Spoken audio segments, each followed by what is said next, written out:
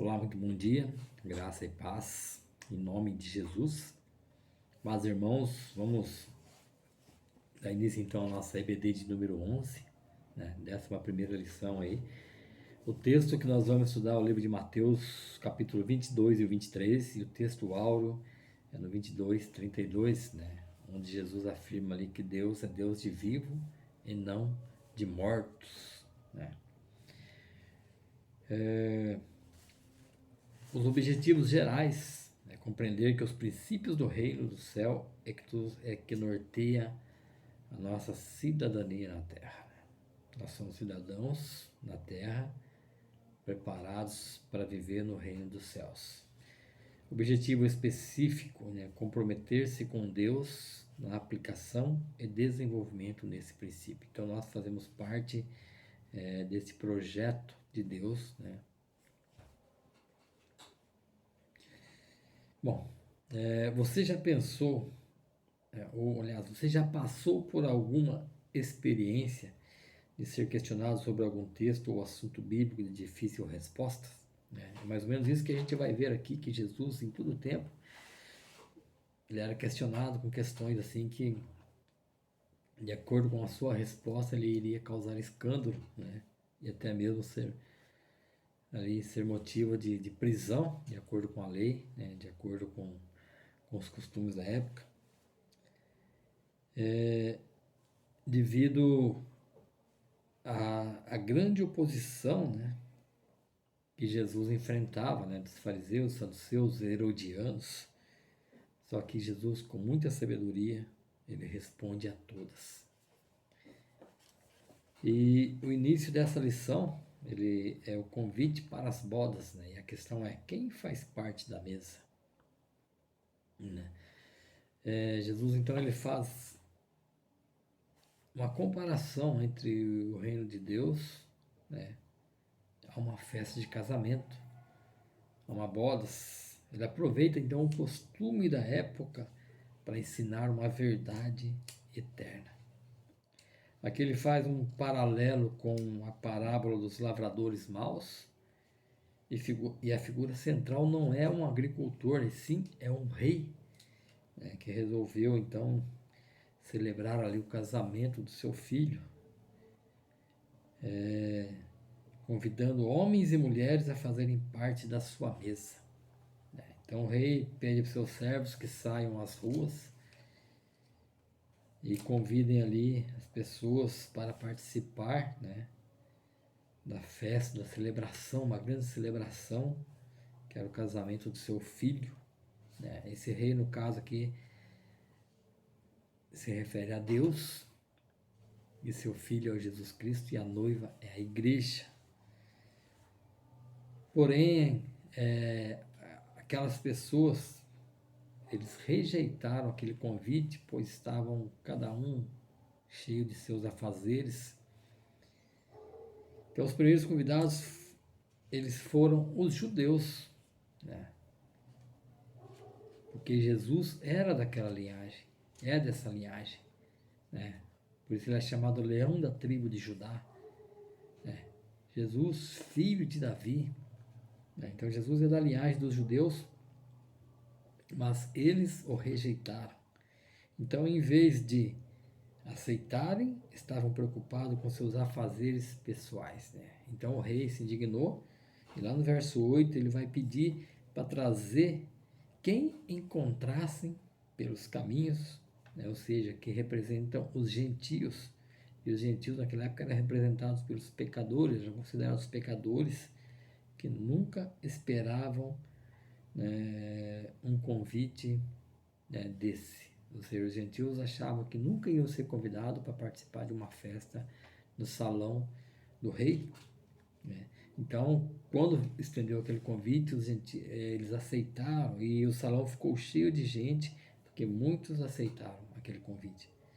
No entanto, quando o rei entra, ele percebe que um dos convidados ali não estava trajado adequadamente, com traje de festa. Agora você imagine se nós vamos a um casamento de alguém, de um parente, de um amigo, de bermuda e chinelo, de camiseta, né? Não, Nós não vamos estar trajados adequadamente para aquela festa, né, irmãos? Então, a melhor coisa é se retirar, né, antes que alguém nos tire de lá. Mas o que essa cena então nos fala, né? Essa cena bíblica nos fala. A figura da pessoa que então que não estava trajada adequadamente mostra que ao aceitar Cristo como Salvador, nós adquirimos vestimentas espirituais, né? E que vestimentas são essas? Né? Pureza de vida, de santidade e bondade. Então a porta da festa está aberta para todos quanto aceitarem, mas só entra com vestes espirituais, né? Vida transformada, vida renovada, atitudes, mentes, comportamentos, né, novos. E aqui então a roupa vestida não se refere a que roupa, né, nós usamos nesse caso, né? Embora sempre devemos andar de maneira digna, com vestes ao qual nós não cause escândalos, né, por onde passamos, mas as vestes da mente, né, como humildade, fé, respeito, justiça, vida moral, né, ilibada, vida moral ilibada, amor ao próximo, coração pronto a servir, são algumas peças da vestimenta que nós devemos estar trajados para ter acesso a essa celebração celestial. Então aqui afirma que todo convertido a Jesus, né, deve usar para ser aprovado, né, na mesa das bodas. Né? Então nós devemos renovação da nossa mente, comportamento, atitudes, para que a gente tenha acesso à celebração das bodas. Né? E o que nós pensamos então, que nós não desenvolvermos essa maneira de vestir pode, né, até estar dentro da igreja, até ser membro, mas não desfrutar das bodas do Cordeiro. Isso significa que, irmãos, né, frequentar uma igreja apenas não nos faz, né, merecedores das bodas, né, mas sim o que faz, o que dá acesso às bodas celestiais, né, é claro, além de participarmos da igreja, nós temos também que dar o exemplo, né, de transformação de vidas. Essa é a realidade, né. Então, nessa aula de Jesus, os líderes religiosos entenderam bem que a mensagem era para eles. Então, eles ficaram aborrecidos com a aula anterior, aborrecidos com aquilo que Jesus falou, né? Porque Jesus dá uma direta neles. Então, eles começam a querer questionar Jesus. E os fariseus e os herodianos, então, eles começam a provocar Jesus sobre o pagamento de impostos, né? Se devem pagar imposto ou não, né? É claro que nós devemos pagar impostos, sim, né? Isso aí faz parte da lei, né? E Jesus, então eles questionam Jesus ali. Os dois grupos estavam na expectativa da resposta de Jesus, né? Quando questionaram, é lícito, né, pagar imposto ou não?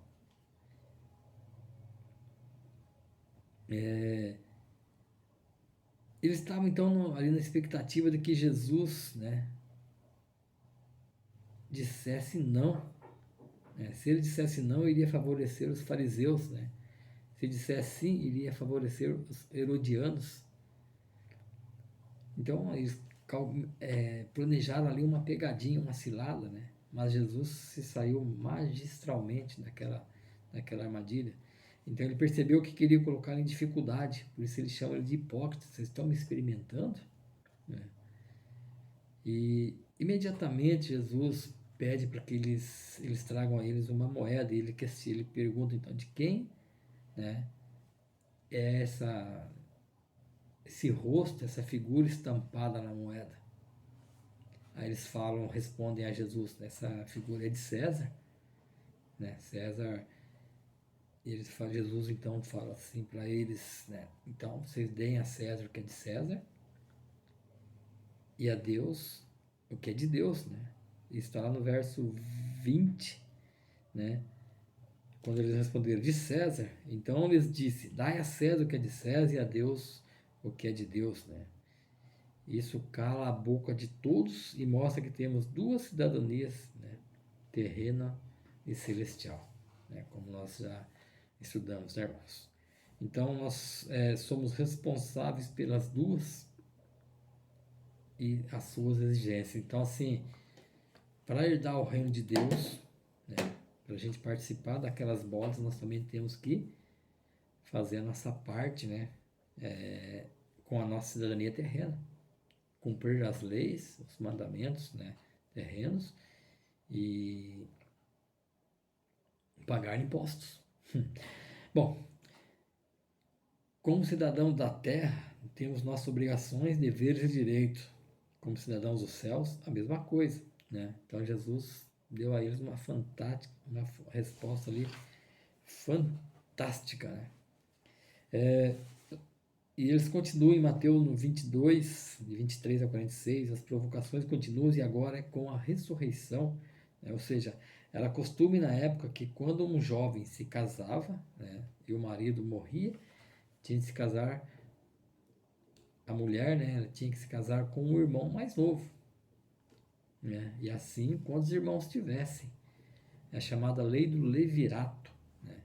Então eles contam a história, eles chamam Jesus e contam a história de uma mulher que se casou com 7 irmãos e pergunta quando na ressurreição com qual deles, né, a mulher ficaria, né? Com quem a pessoa ficaria depois da ressurreição? Isso é uma pergunta estranha, mas era uma provocação. O problema é que os saduceus eles tentavam que não havia, né, como provar a doutrina da ressurreição. Já os fariseus defendiam a ressurreição do corpo como nesta vida.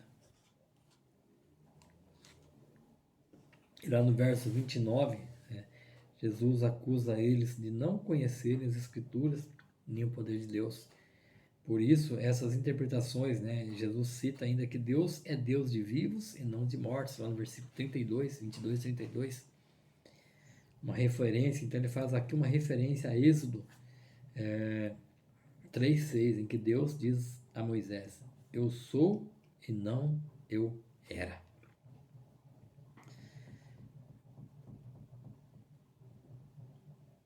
E percebendo isso, então, Jesus, ele é um fariseu, né? Gostou daquela resposta dada ao saduceu.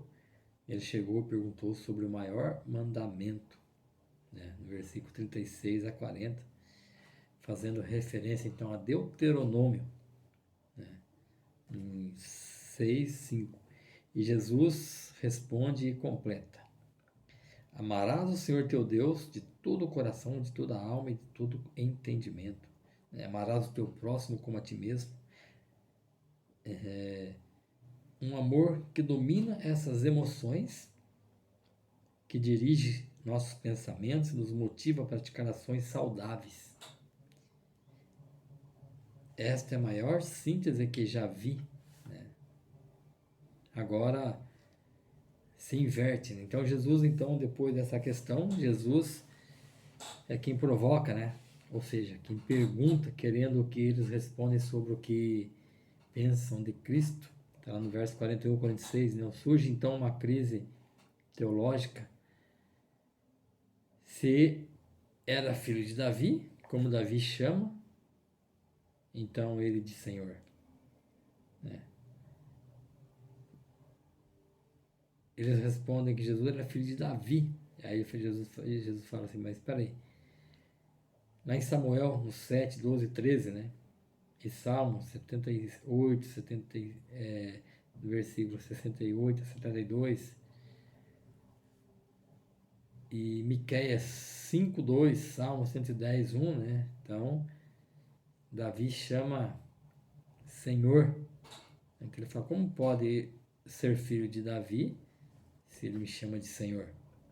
Então a verdadeira religião, está lá em Mateus 23, né, continuando aqui, a última mensagem pública de Jesus, nela ele rebate a religião falsa e maquiada, passada como verdade, né, pelos líderes daquela época.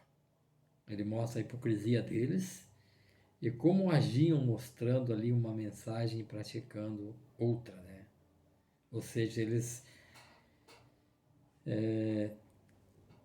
falavam e não faziam, né? Prometiam e não cumpriam. Né? Então ele começa escrevendo os privilégios da cátedra, né? Do ensino que os líderes transmitiu, dizendo para guardarem, mas não os seguiam. Tudo é apenas aparência.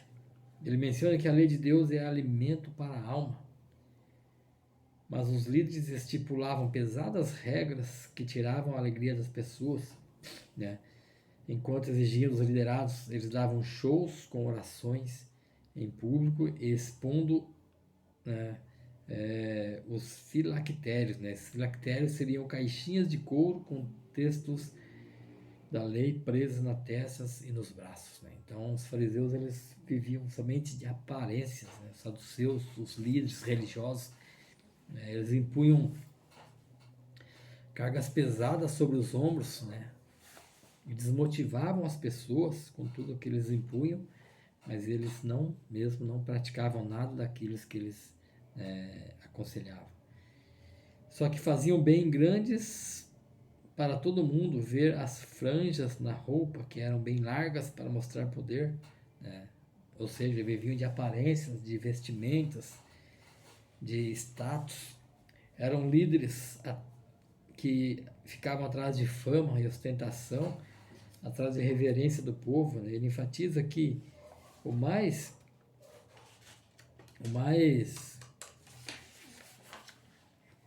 importante, né, nesse caso então, é a humildade e ter um coração de servo. Ou seja, não adianta estar com roupa, com vestes bonita, né, e um coração duro, né, e não ter um coração de servo. Então, ali a partir do versículo 3 do capítulo 23, né, ele usa a expressão ai de vós, né? Ele dirige essa expressão aos líderes, né? Esse ai, né, não é uma maldição, né, nem uma condenação, mas é uma denúncia, uma lamentação, né? Então, lá no 4.1, ele condena a hipocrisia dos líderes que servem de barreira àqueles que buscam o evangelho. Ele não vive uma vida correta e atrapalham os novatos na fé, lá no verso 13, capítulo 23, né? Ele acusa os líderes de explorarem as viúvas e aí fazem longas orações, recebem benesses por isso, lá no verso 14. Lá no verso 15, né? Viajam pelo mundo para falar de Cristo e muitos se convertem, mas depois, com seus exemplos, afastam as pessoas, né? Então, traz as pessoas para o caminho, mas depois, na sequência de um discipulado, não dão exemplo, né? Isso acaba causando escândalo.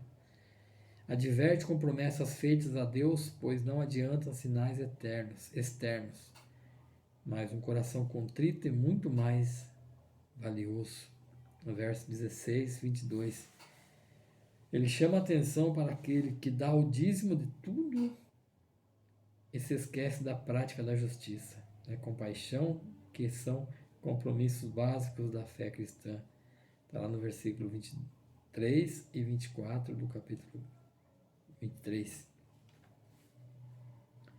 Ele adverte sobre estarem preocupados com atitudes exteriores, porque os outros estão vendo e se esquecem do interior que Deus está atento. Né?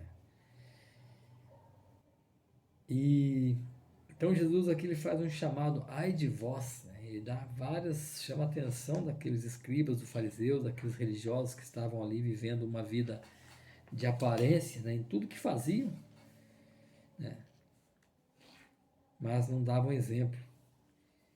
E não só naquela época, mas como nos tempos de hoje também, era costume pintar os sepulcros, né, os túmulos com tinta branca para brilhar contra o sol, e assim as pessoas podiam se desviar, né? Ou seja, o que adianta então uma linda sepultura brilhando se lá de dentro só há restos de um corpo, né, humano em decomposição? Então Jesus ele fala que eles são como sepulcro caiado, né? Todo bonito por fora, com vestes limpas, bonitas, trajados com ouros e outras vestimentas, indumentárias, mas, né, por dentro estão, né, imundos, impuros, né? Ele faz uma acusação muito séria, então ele acusa a liderança falsa que constrói túmulos para os profetas antigos, alegando que não os teriam matado. Então Jesus os chama de hipócritas, pois teriam feito a mesma coisa que os seus antecedentes. Está lá no versículo 29 a 32 do capítulo 23.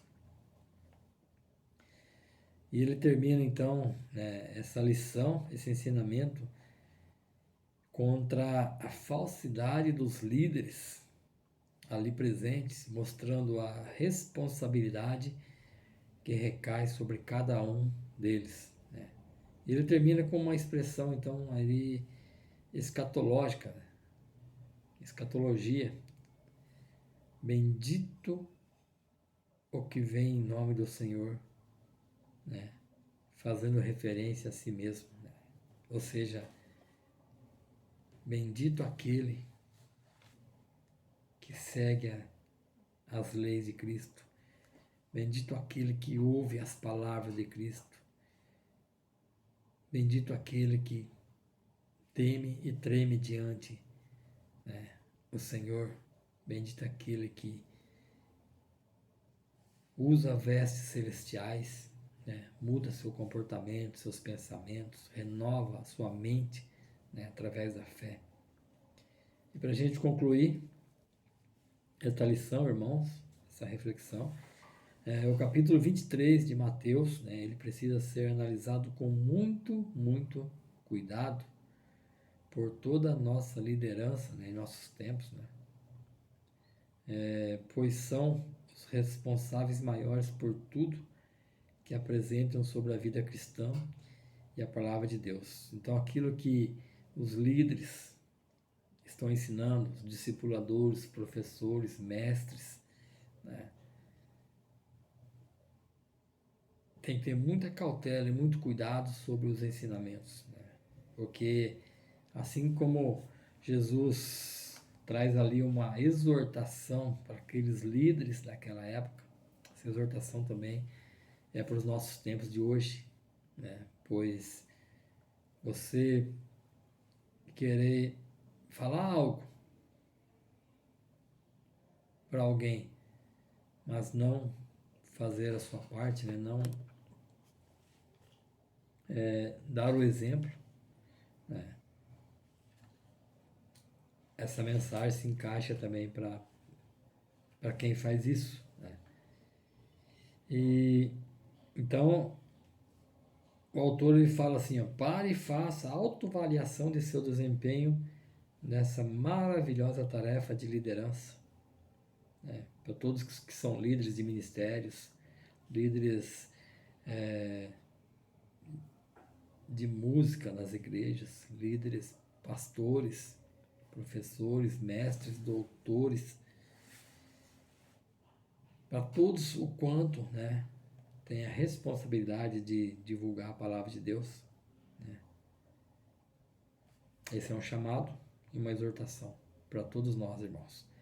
Então devemos nos avaliar, né, qual tem sido a minha atitude, qual tem sido a sua atitude diante desse ministério que Deus te delegou, né?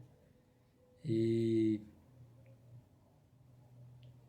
essa é uma tarefa maravilhosa, sabe? Ensinar, ministrar, mas exige uma pesada responsabilidade, entendeu?